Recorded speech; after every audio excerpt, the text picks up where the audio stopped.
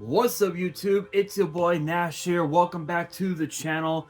Excuse me. Now, before we get started with today's video, the road to 200 subs has now come to a close, and we're now on the road to 500 subs. Who knows? Maybe we might hit 500 subs by the end of the summer.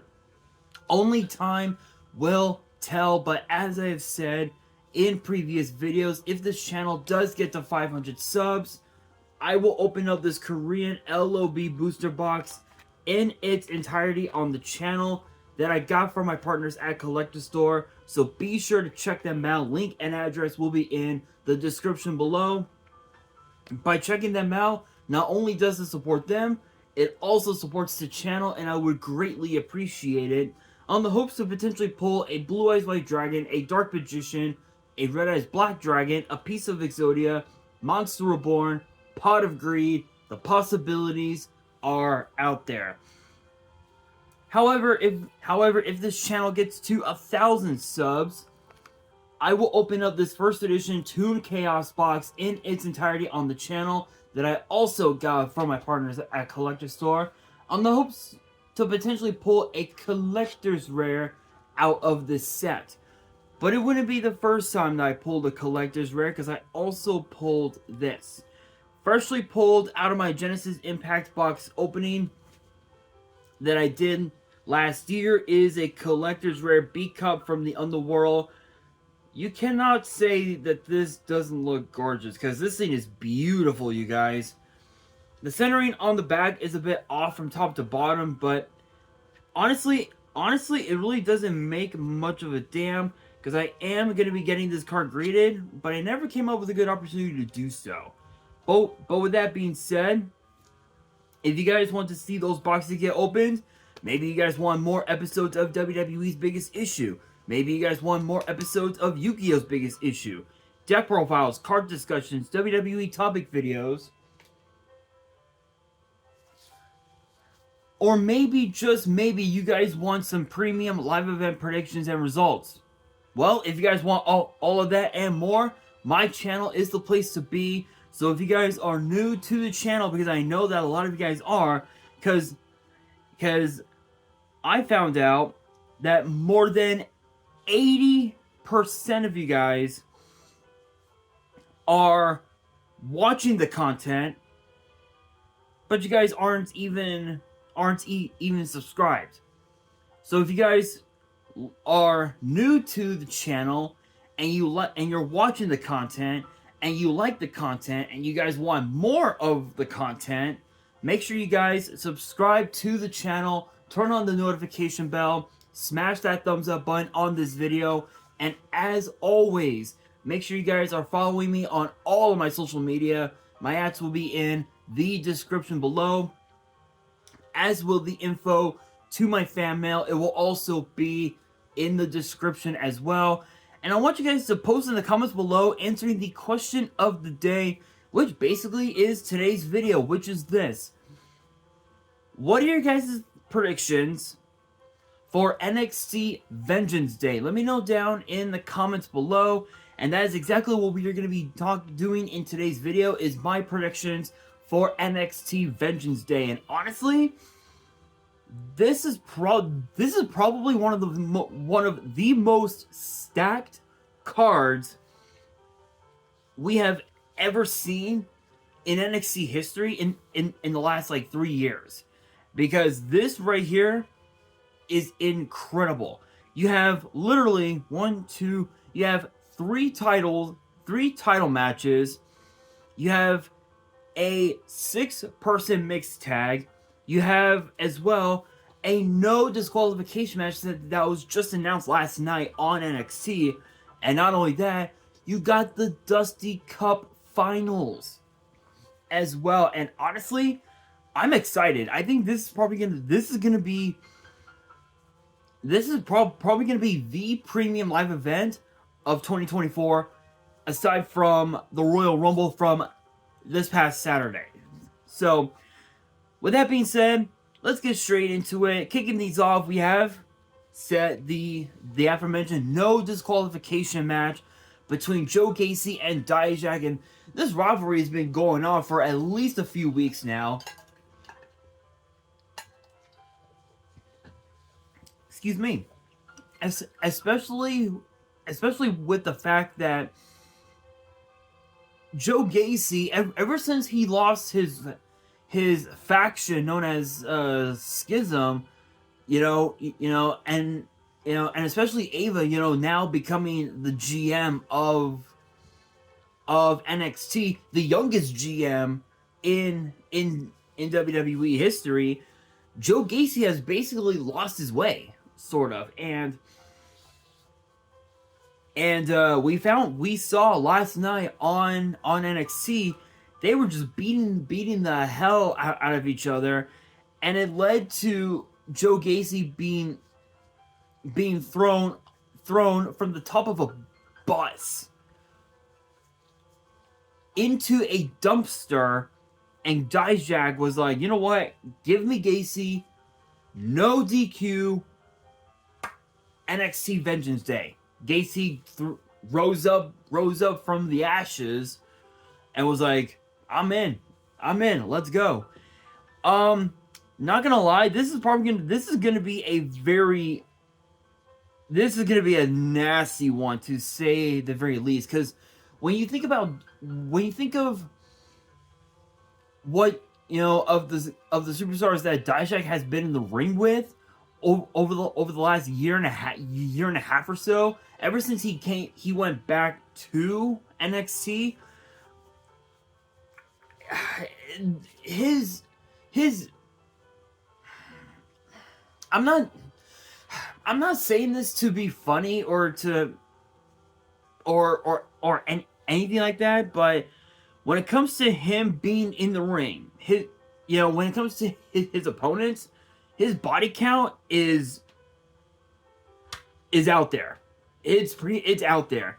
I mean, he's been in the ring with guys like Braun Breaker, guys like Carmelo Hayes, guys like Trick Williams, guys like Baron Corbin, guys like Josh Briggs, Dragon Lee, Eddie Thorpe, just to name a few.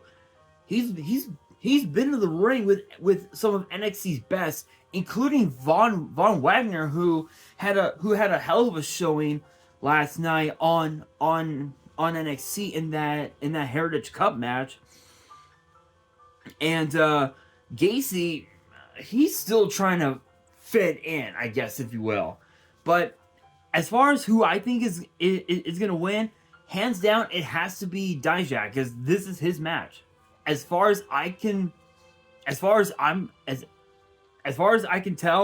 and as far as I'm concerned, this is Dijak's match. This is his match, his style, and he might just end up pulling it off. But then again, who knows? Then again, maybe he might not beat Joe Gacy. Maybe it'll be the other way around. But in my opinion, no disqualification, no rules. Exactly how Dijak likes it. So my money is on Dijak. Next up, we've got a 6-person mixed tag team match between the Family and OTM. Obviously the Family, I am referring to Adriana Rizzo, and of course the current NXT Tag Team Champions, Stax and Tony D'Angelo, and of course OTM out the mud. I am talking about Jada Parker, Lucian Price, and of course Bronco Nima with Scripps at ringside. Knowing OTM, obviously Scripps is going to get involved, so the Family needs to come up with a strategy to try and not only out Scripps, but also outthink and outrun, or rather not only outthink, but also pretty much outrun OTM, because OTM, they're more of a smash mouth, in your face, type of style, where as opposed to the family, they're more of like a more like ring generals. They're more like a student.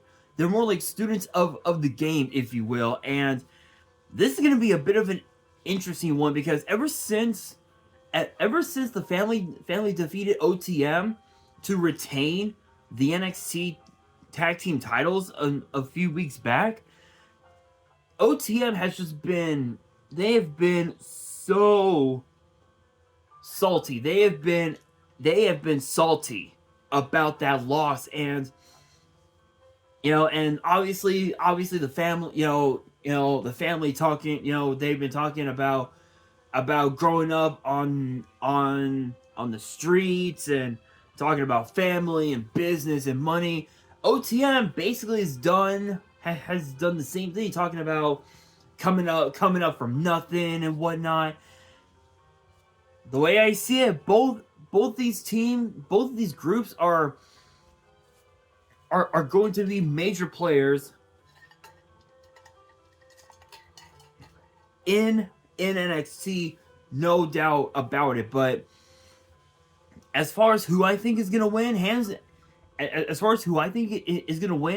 honestly, I would say the family. But given the fact that Scripps is gonna be at ringside, and knowing that Scripps is probably gonna try and get involved, I gotta go with OTM. I think OTM is gonna have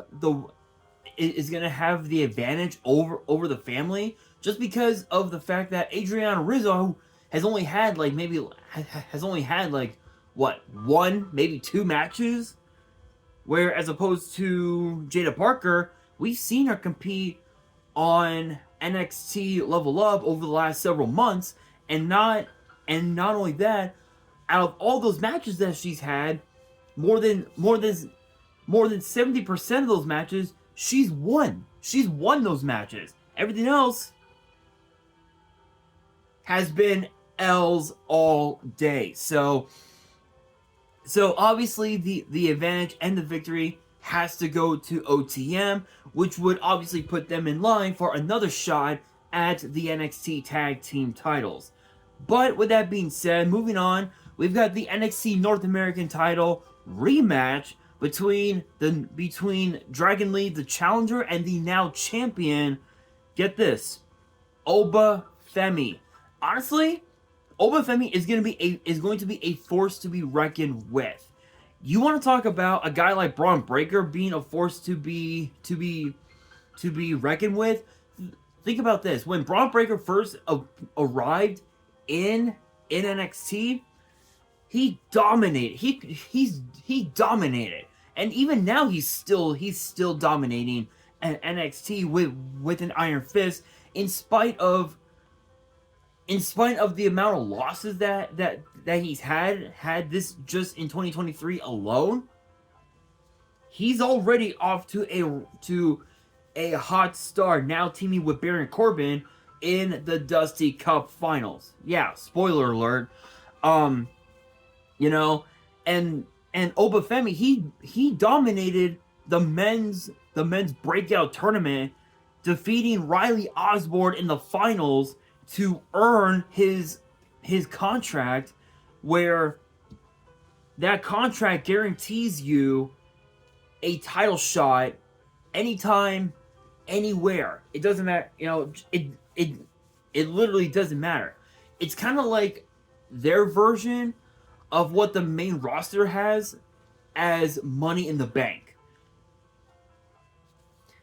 And the way I see it, Oba Femi cashing in on Dragon Lee, I think was the right call on his part, because if he tried to cash in on Dragunov, it wouldn't really work out so well, because of the fact that Dragunov, there's a reason why Dragunov is known as the Mad Dragon. He will fight till he cannot fight anymore. Dragon Lee, on the other hand, well,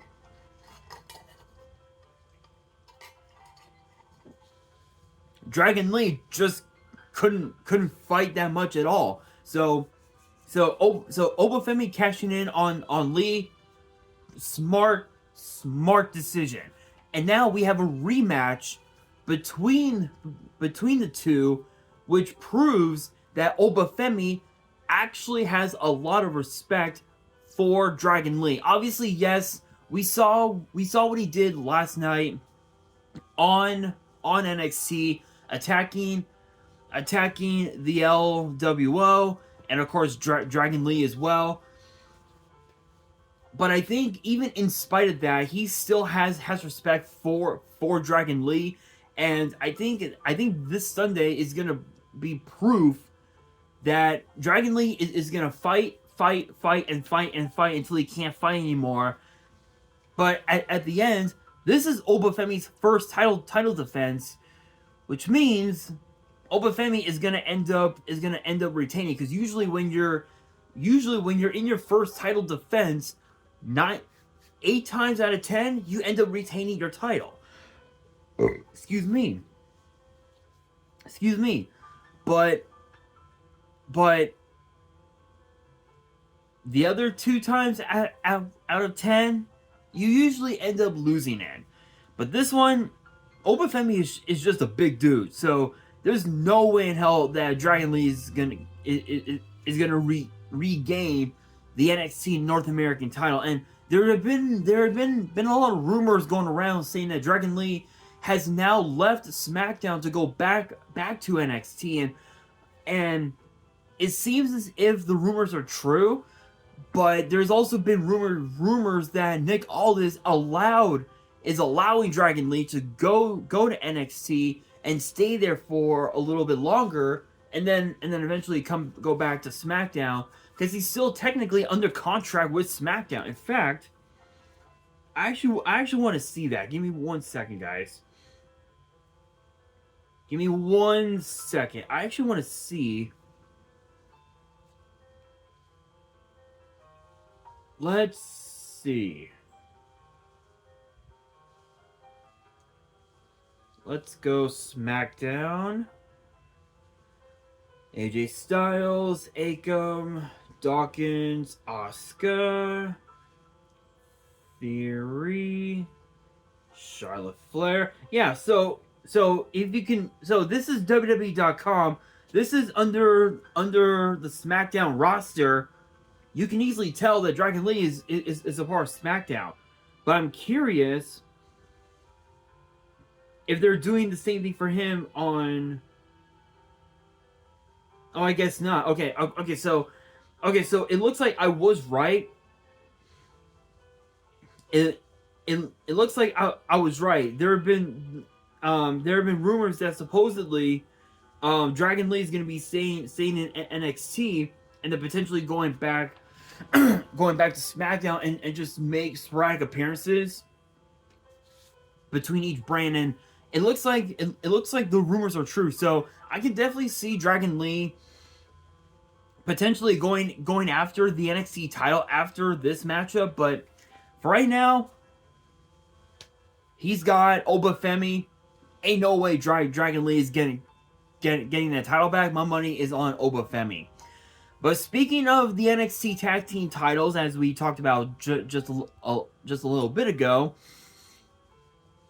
we've got the Dusty Cup Finals between the Wolf Dogs, as Braun Breaker calls him and Baron Corbin, against the Trick Mello gang. Trick Williams, Carmelo Hayes, and this is interesting because obviously both Breaker and Corbin, they're sort of on the same page, in spite of the fact that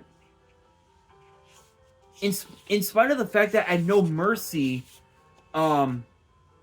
Corbin and Breaker were literally beating the hell out of each other at No Mercy. Think about that. Think about that. No Mercy, they were beating the holy hell out of each other, and now they're on the same team. They're on the same page. Where as opposed to Trick and Mello, there's sort of a bit of a divide within the team, because if you remember, several months ago, back in October, somebody attacked Trick Williams. No one knew who did it. Mello thought that it was Lex's King, but Lexus admitted that he didn't do it. And apparently, according to NXT Anonymous, King's alibi checks out perfectly. He did not do it. However, NXT Anonymous also showed that Mello was texting somebody, and it appears that it may have been Lex's King. And so now, obviously Mello gets attacked later on as well. Everybody's trying to figure out who the hell attacked Treg, who attacked Mello, and whether or not Dragunov is splitting a wedge between both Trick and Mello. Here's the thing. I've had the honor of watching every single one of Dragunov's matches since his days on NXT UK.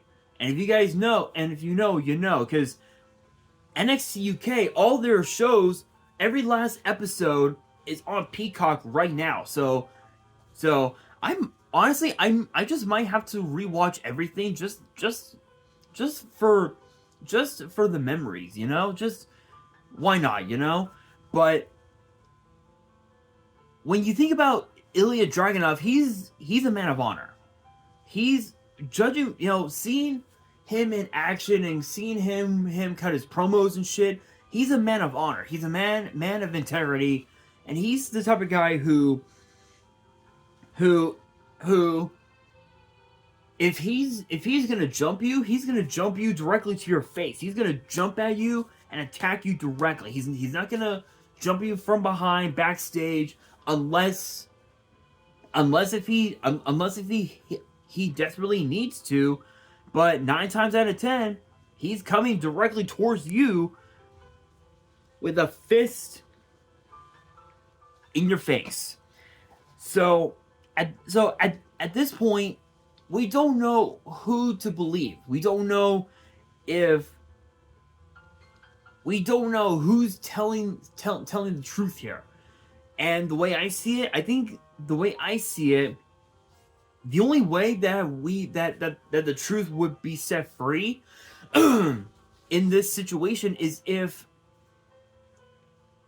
NXT Anonymous showed exactly who fucking did it. Will they do it? 9 times out of 10, they probably will. But obviously, Corbin and Breakker have a lot of beef with Trick and Mello. They got receipts to collect from Trick and Mello, and of course Trick and Mello. I mean, these 4 men have been in the ring with one another more times than I give a shit to count. But think about this, Dragunov. But think about this. Trick Williams also has to deal with Ilya Dragunov, because originally that match was supposed to have taken place at New Year's Evil, but because of the fact that Rich Holland, once again by accident, injured Dragunov's neck, that match did not take place, and they bounced it back to Vengeance Day, which honestly, I'm excited for that for that matchup. Both the Dusty Cup Finals and the NXT title match are going to be bangers. But as far as who I think is going to win both, as crazy as it sounds, as far as the Dusty Cup goes, I'm going to have to say Trick and Mello. And for the NXT title match, I gotta go with Dragunov. As big of a fan as I am of Trick Williams, Breakker and Corbin are gonna beat down Trick Williams to the point where when he shows up to his NXT title match, he'll just be easy pickings for the NXT champion. Excuse me. So I can guarantee you Dragunov is gonna be watching that match very carefully, and it ain't gonna be pretty. That's for damn sure. So again, my predictions: Tricamello for the Dusty Cup Finals, and then Dragunov for the NXT title match. But speaking of NXT titles, we got the NXT Women's title, which is the last match on the card. Lyra Valkyria, Roxanne Perez. A match that I did not think we would ever see, because throughout all of 2023, Roxanne Perez has, had a hell of a showing. Lyra Valkyria was just getting her foot into the doors of NXT and making her way up to the top. And when you think about the NXT title, it's had what? One, two, three, four, 5 title changes. Think about that. It went from literally 2023 last year started with Mandy Rose as the NXT Women's Champion. Think about that. It went from Mandy Rose to Roxanne Perez to Indy Hartwell to Tiffany Stratton to Becky Lynch, and then to Lyra Valkyria. 6 champions, 5 title changes. Think about that. And now this match is coming to pass. This is this is like a dream match that fans have wanted to see, but we never got the chance to for a multitude of reasons. Number one, you look at last year, NXT Roadblock. Roxanne Perez defended the NXT Women's title against Meiko Satomura, and even though Roxanne Perez won, she suddenly collapsed, and she was physically unable to make it to NXT for the latter part of like a month. And then Shawn Michaels was like, okay, we need to crown a brand new champion, and Perez randomly from out of nowhere showed up, was like, I can do it. I can defend the title. I'm going to stand and deliver. And it backfired on her because Indy Hartwell ended up becoming NXT Women's Champion. And since then, yes, she did have a couple of rematches in the form of a triple threat and a one-on-one match later on last year. But since then she's had matches, but not one of them was for the NXT Women's title. And when she won that Battle Royal a few weeks back, she proved that she's once again ready to become NXT Women's Champion, which honestly, I'm all for it. But this is probably the best that we have seen out of Lyra Valkyria, and I can guarantee you that Lyra Valkyria is not going to go down lightly. And with Tatum Paxley now involved in this whole situation, I'm actually curious if Tatum Paxley will help Lyra retain the NXT Women's title, or if she's just going to be a burden and Roxanne ends up walking out as champion. I'm very curious about it, but my money is on Lyra Valkyria. As big of a fan as I am of Roxanne Perez, I think her time in NXT is up. I think she's ready for the main roster. Lyra Valkyria is taking it all the way to stand and deliver. But with that being said, guys, that will do it for today's video. Hopefully you guys enjoyed. If you did, make sure you guys smash that thumbs up button. If you guys are new to the channel and you guys want more premium live event predictions and results in the future, make sure you guys subscribe to the channel, turn on the notification bell, and follow me on all of my social media. My ads will be in the description below, as will the info to my fan mail. If you guys want to send fan mail, all the info will be in the description as well. And on that, this is your boy Nash, signing out.